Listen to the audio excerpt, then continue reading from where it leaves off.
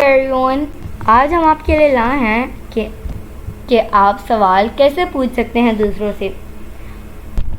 English में सवाल पूछें। तो दोस्तों, यूँ ही आसानी उर्दू से इंग्लिश सीखने के लिए हमारे चैनल इब्राहिम टीवी इंग्लिश को सब्सक्राइब कर लीजिए और बेल नोटिफिकेशन के बटन को भी प्रेस कीजिए ताकि आपको हमारी मज़ीद वीडियोस की नोटिफिकेशन मिलती रहे। तो चलिए शुरू करते हैं अपना आज का लेसन। इंग्लिश में सवाल पूछें।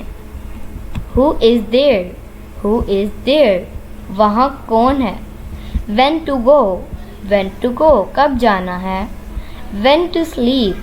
When to sleep? कब सोना है? When to laugh? When to laugh? कब हंसना है? How about you? How about you? आप कैसे हैं? How to start? How to start? कैसे शुरू करें? How to dance? How to dance? कैसे नाचना है? What now? What now? अब क्या? What do you do? What do you do? आप क्या करते हैं? What is the matter? What is the matter?